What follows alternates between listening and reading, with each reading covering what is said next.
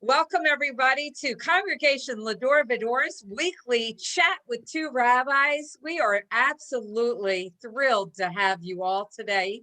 We have Rabbi Barry Silver, our congregation rabbi, and we have Rabbi Zvi Kahn, our guest Orthodox rabbi, with us tonight, along with all of our guests. Tonight is April 6, 2021. It's the night before Yom HaShoah, Holocaust and Heroism Day of Remembrance. We are going to be honoring that tomorrow night with a very special, memorable program tomorrow night. We have a Holocaust survivor, Ralph Mullerich, who was a survivor of the Kinder transport. He's going to be speaking to us and providing a PowerPoint slide presentation. It should be a lovely and memorable evening, one that we really should take up on the opportunity and to see. So I hope everybody joins us for that tomorrow night at 7 on Zoom.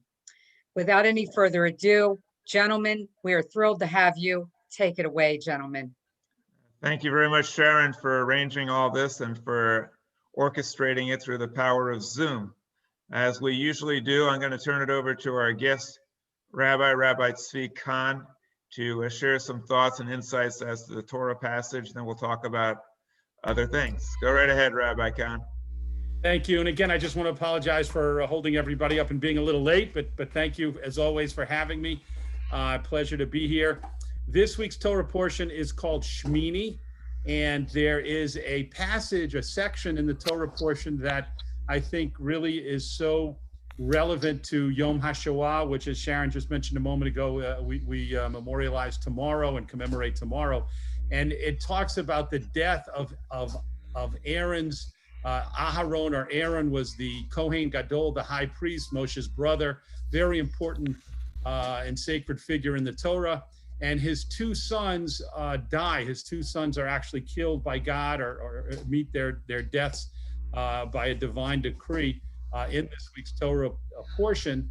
And it's a great mystery as to why they die. All that the Torah tells us is that they brought an uncommanded offering or an uncommanded fire. They brought a type of offering. It's clear that the sons of Aaron did not want to do anything wrong. They didn't want to commit a sin, but they brought a type of offering that wasn't appropriate, and they came into the tent of meeting, the Mishkan, to do that, and they died. And it's very interesting to note that the way they died was that a fire came in and consumed them, kind of consumed their souls, took away their lives, but their bodies were left there. So it's a very strange passage. And when we think about the Holocaust, with all of the different emotions that we have, and of course it's mostly sadness and tragedy, such a mind-numbing tragedy, but we also, I think, have that feeling of total lack of understanding. Why did this happen? How did this happen? How could this happen? And so in the Torah portion, we have that same question. Aaron was a holy and pious man. He had 4 sons, and these 2 of the oldest were being groomed for great things. They were holy people and spiritual people, and yet they made a mistake and they died. And we're left wondering, how did that happen? How did God let that happen? How did God want that to happen? And so I think there's just such a powerful question from the Torah portion that then we see in real life in so much more of a powerful form because of the magnitude of this loss of the 6 million. But you might say it's in a microcosm. A small question is asked on the loss of Aaron's 2 sons in a tragic and mysterious way. And then that question is multiplied by so many millions when we think about the Holocaust. And the Torah doesn't give us a clear answer to the death of Aaron's sons. And of course, we don't have any kind of clarity or clear answers to the loss of the 6 million. Well, Rabbi Kahn has very articulately indicated the perplexities and the just complete lack of understanding for how this could happen in the Torah passage and how the Holocaust could have happened if we apply the principles of blind faith in a supernatural being.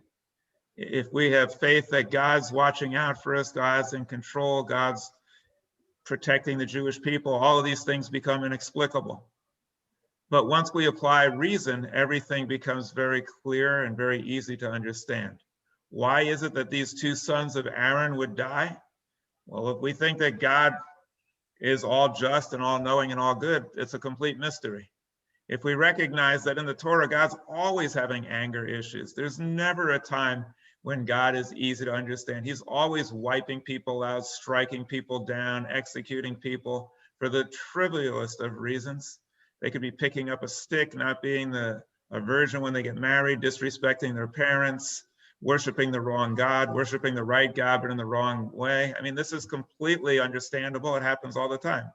Why would God strike people down for bringing incense? Because God was incensed with their incense. Why would he strike them down with fire? Because he's always getting fired up. Why would he have some curse upon their fire pan? Because he's always inflicting pandemonium.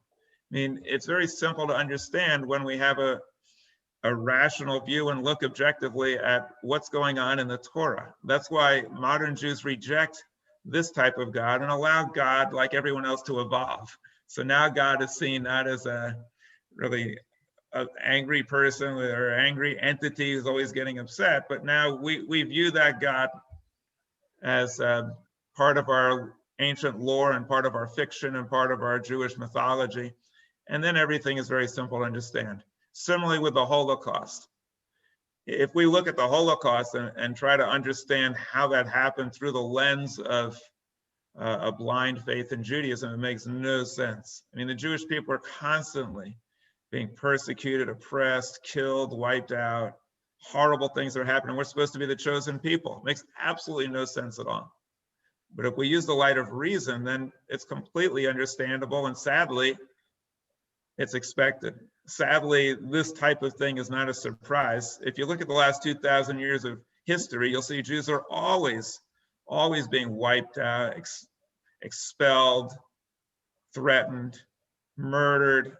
This was just the natural culmination. This is what happens when you take anti-Semitism, leave it in check, and then add modern efficiency and ultra violent ideologies with modern technology.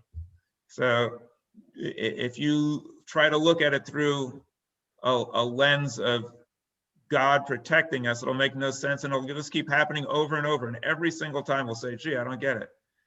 Christianity has been preaching and promoting anti-Semitism since its very inception, since the days of the New Testament, which they call it, or Christian scripture, when it says that ye Jews are of the devil, when it has Jews saying, which is a lie, that we should crucify Jesus and may his blood be upon us and our children. As long as we accept those as Jews and don't counter it, challenge it, refute it, deny it, and repudiate it, then these lies will take on a life of their own, and we're going to keep being subjected to Christian anti-Semitism. By the way, the same thing with Muslim anti-Semitism. The Quran doesn't think much better of Jews either, and it's going to keep happening. That's why I suggest we stop looking to divine intervention and we start protecting ourselves by challenging the lies, countering the hate, refuting the intolerance, and rejecting this notion that the Jews were responsible for the death of Jesus.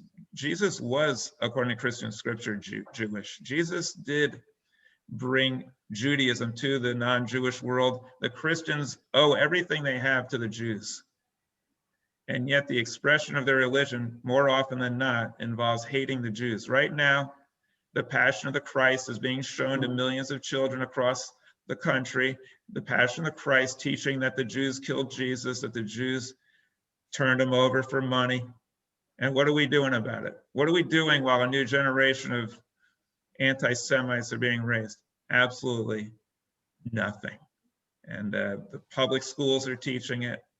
So I'm rather down on the establishment. I don't think anybody's really, or not anybody, but most people are looking the other way. There are Christian scholars who admit the role of Christianity, but very few Jewish ones are speaking out about it. I'll just say this also. There are many, many, many wonderful Christians. I work with them all the time. Loving, beautiful, awesome Christians doing great things for the world. but they have an ideology in Christian scripture and Christian history that is repugnant. And we all need to repudiate it and reject it.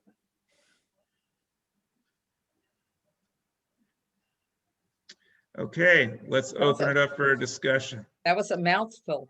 That was. Rabbi Kahn, go ahead, take an opportunity to respond to what I said, and then we'll let everybody join in.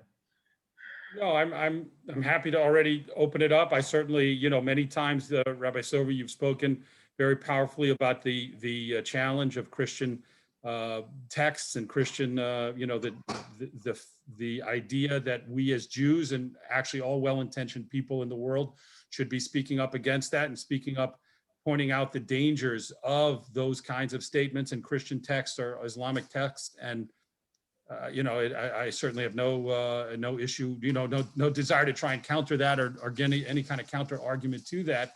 And in terms of the Holocaust, I don't think it's denied. I don't think it can be denied or argued that there weren't deep and profound roots in Germany and other places in Europe, other countries in Europe, who it was almost like kindling waiting to be lit on fire. There was so much deep hatred of Jews. Think of the countries, Latvia and Poland and other countries where when the Nazis came, people couldn't wait to start killing the Jews in their own country. It's as if, oh, finally the Nazis are here. Now we can turn upon our Jewish neighbors and people who have been loyal and been citizens of our country for hundreds of years. So it's sickening and it's so deeply disturbing, but I don't think the points that you make can really be seriously argued.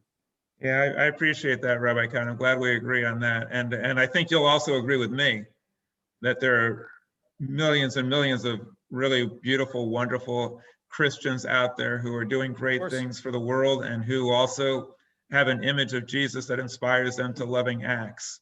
But that doesn't mean that we shouldn't also be aware of the dark side, and we should do something about it. Let's open it up to other folks. Go ahead, Aris. Well, the evangelicals think that when Jesus comes back, he's going to end up in Jerusalem. So they're sending tons of money to Israel. They're very pro-Israel. And so that's a good sign. Yeah, I've been told that I should lay off on the Christians because they're such good friends of Israel and not antagonize them. And actually, I do lots of interfaith work with Christians and love working with the Christian community. But I think it's a very high price to pay for their support of Israel if we're silent about the roots of anti-Semitism. And I also think that on this solemn occasion, when we think about the Holocaust, I think it's a grave dishonor to our Jewish brethren, sisters who perished because of a lie, who were told this is what you get for killing Jesus. I think it would be even further dishonor if we didn't stand up for their memory and say, no, they were not killed because they did anything wrong. They were completely innocent victims, and we stand in solidarity and we stand in honor of their memory. Well, I think Paul has something to say. Go ahead. Am I on? Yeah. You hear me? Yep. Yes. I think it was Heschel that said that when asked about this, he said, you Christians believe that the Messiah has come and will return, and we Jews have believed that he is yet to come. And so let's wait. When he comes, we'll ask him, have you been here before? And then he said, for the sake of humanity, don't answer that question. Yeah, there's a group of Muslims called the Ahmadiyya sect of Islam, which believes that Jesus came back again in the 1800s in the form of a guy named Ahmad. And that's why they're Ahmadiyya. So they think he already came.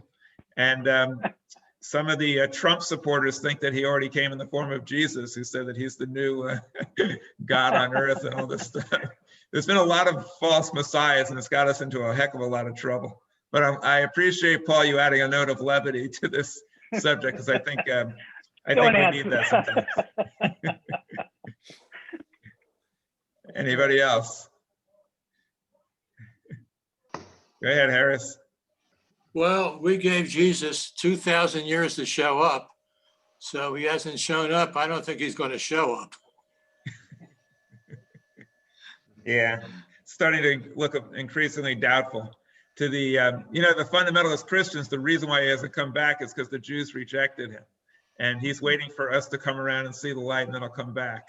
So that's why it's required for Christians to persecute us and shame us and do all these things to us so we can come around and see the light. That's why they had the Inquisition and the Crusades. So I guess it's to them it's our fault that he's not here yet. But yes, I think it seems kind of clear that he's not coming back anytime soon. We're kind of on our own down here.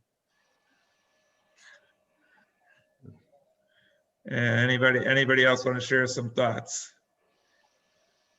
Rabbi Kahn, I would like to just discuss with you also some of the lessons of the Holocaust. I mean, to me, one of the big lessons is to recognize that this could happen anywhere. When we look back in history, we think, oh, the Germans, these people are just horrible people. That's why it happened there. It couldn't happen here. But we have to recognize that before the Holocaust, before Hitler came to power, the Germans were considered the most highly cultured, advanced, enlightened people on the planet. They produced Mozart and great scientists and culture. They were not looked at through the lens of history like we do now as barbarians and savages. They were looked at as highly enlightened, cultured people, and it happened there. So I think the lesson is it could happen anywhere, including the United States. And in the last 4 years, we have seen indications that yes, indeed, it could absolutely happen here, and we should not be complacent. We need to be vigilant about these types of nefarious forces. We're having a program about that on May 5th at 7 p.m. on Wednesday evening about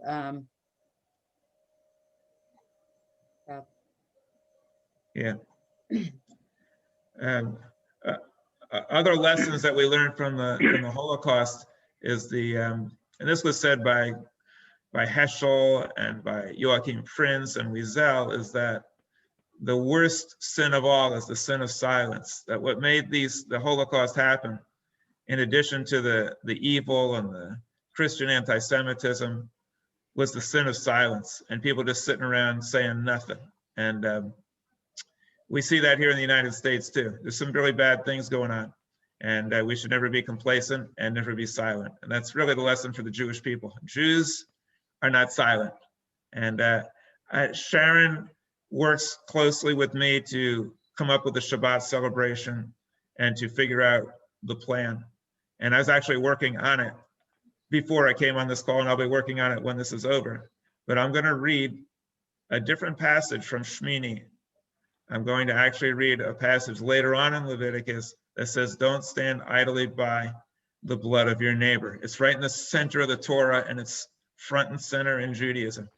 Don't stand idly by the blood of your neighbor. And it also says, chastise the wrongdoer, because if you don't, you share in his iniquity. And we see with the trial of Chauvin, this trial right now, there were 3 other officers with him, and they didn't chastise him. They knew something was wrong, but they didn't want to speak up or do anything. And now they're going to be prosecuted also, and they're held accountable also. So this is one of the very stern lessons of the Holocaust, that we pay a very heavy price for our silence. Go ahead, Paul. I was very lucky as a young student in University of Toronto to have had the opportunity to hear Emil Fackenheim talk many times, who came up with the famous 614th commandment that said essentially that because of the Holocaust, Jews were forbidden to give Hitler another victory, another posthumous victory, and that we were commanded to learn and remember constantly the the memory of our past and survive. And it's stuck with me for 40 years now, those messages. Yeah. Thank you. That's a very important message indeed. All right. Anybody else? I think if you, oh, Harris, go ahead. Yeah, I think we also had a Holocaust in the Arab countries where we had probably 1 million Jews living in Arab countries. And now they all had to leave these countries or get killed or whatever. I was reading today, there's one Jew left in Afghanistan and he's leaving. And they still have a synagogue there. So I think that's another Holocaust. All the hundreds of thousands of people, Jews that live in Morocco and Tunisia and Egypt, wherever, they're all gone.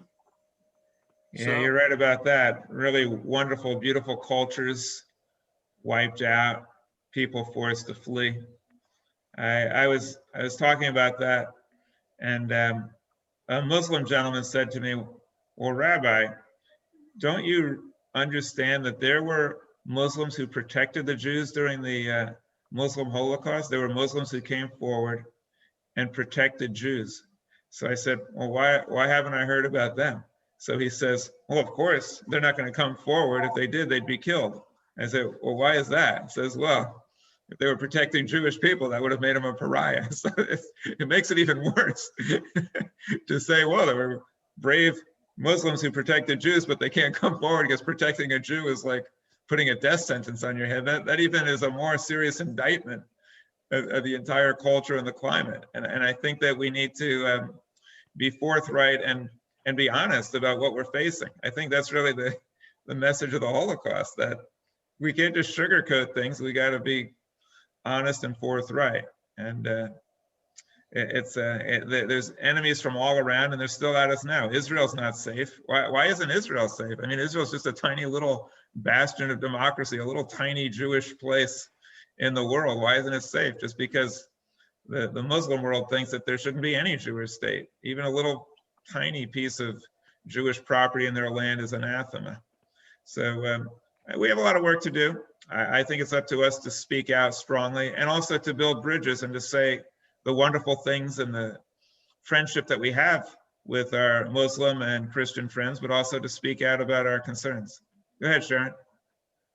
We showed a video a few weeks ago that was about the Maharaja who saved the ship of women and children that were sent away from Europe.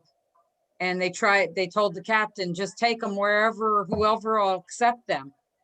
And they wandered in the Mediterranean, going up one river and down another until they finally found this Maharaja, who I imagine, Rabbi, was Muslim. I imagine. It didn't really say in the story, but he did take them in. He educated them. They lived there for, I think it was 9 years, until it was safe to return to Poland. And they named places in Poland after this Maharaja, streets and cities and towns, because of all he did for them. He clothed them, he educated them, he gave them homes, he gave them food. They had nothing when they left Poland on the ship. And that was out of the grace of God that he came along and let them in and saved their lives.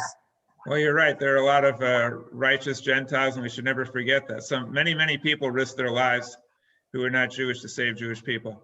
Maharaj, I think he was from India, and Maharaj is usually a title, a Hindu title. So he was probably Hindu, but I don't know. But yes, I'm glad you showed that film so we can see that all over there were brave, courageous people who protected the Jews. We should never forget that.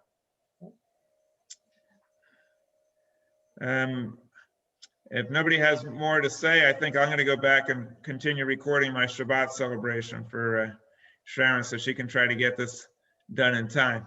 And she's very indulgent with me, so I got a fair amount of work to do. This is a very important commemoration. But before I go, I just want to mention that in Hebrew, the commemoration is Yom HaZikaron LeShoah VeLeGevurah. So Day of Remembrance of the Shoah, of the destruction, and also of heroism, Gevurah. And we should remember and take pride as Jews in the heroism of the Warsaw Ghetto fighters who fought back, who are the pride of the Jewish people in defending themselves against insurmountable odds for so long, and with such courage. Brave young souls led by Mordechai Anielewicz and a whole bunch of other incredibly courageous people. And we should also remember the heroism of people like Tuvia Bilski, who fought back and not only saved himself and his brothers, but also saved many other Jewish people. He could have been excused for just running for the hills and just protecting himself, but he had a band of brothers and they saved many Jewish people and actually fought back bravely against the Nazis and executed people who are collaborators. I mean, there were some incredible Jewish heroes, and it's not like on a TV show where they just, are fighting and then the next day they have a commercial or something like that. These were people in real life who led real courageous lives, and we should be proud of them and remember them and be inspired by them on this day. Another person that some of you might know and remember from one of our Shabbats, I included it as well, a story of Marcel Marceau, who saved many children. There were stories written about him, a movie based on his life, where he saved and rescued the children and took them across the border. I think they saved, my dog is barking, I apologize, saved about 200 children, I think it was. And then there was that other gentleman who didn't think he did enough. He smuggled the children right in front of the Nazis.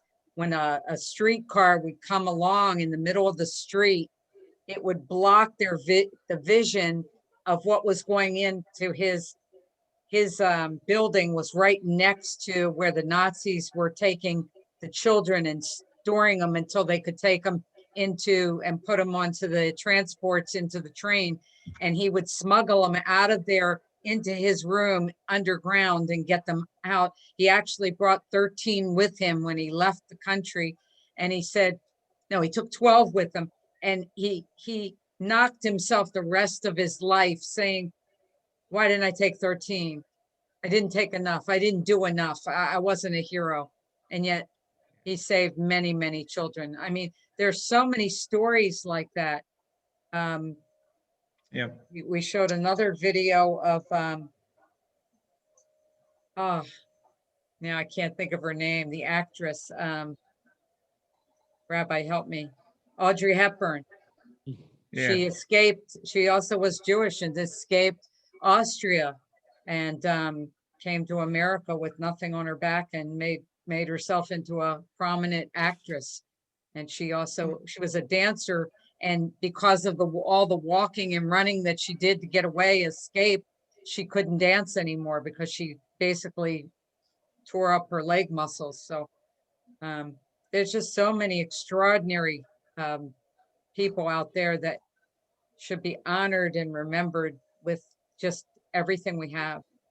So tomorrow night's program is going to be really, really special. So I invite everybody to share the link with other people, because it is really going to be a special program. We're gonna light 6 candles in memory of the 6 million plus that were murdered, and we're going to have this wonderful person, Ralph Mullerick, speak and tell his story. And I'll give you a little glimpse into what his story is like. Not only did he go, with nothing to England and then to America, but with his family later, he returned to his homeland of Germany and saw the disrepair of the cemetery, the Jewish cemetery there, and met with the leaders and had them correct those inconsistencies with the cemetery and build it back up to the way the Christian cemeteries were. He also had a monument erected in his town for the Holocaust victims. And he did more and more. And his story, he's going to tell his story in detail tomorrow. I don't want to give it all away, but he's one brave gentleman who did more and gave back more than just being a Holocaust survivor. It's really going to be a good evening for us to honor and remember. And we have the beautiful opportunity to have him speak with us. So I'm really thrilled about that tomorrow. Thanks for arranging that, Sharon. Let us be vigilant. Let us speak out against anti-Semitism, and let us be inspired by the courage of the heroes. Rabbi Kahn, thank you very much for joining with us. Everybody else, thanks for attending and listening, and thanks for your contributions. Look forward to seeing you soon. Take care.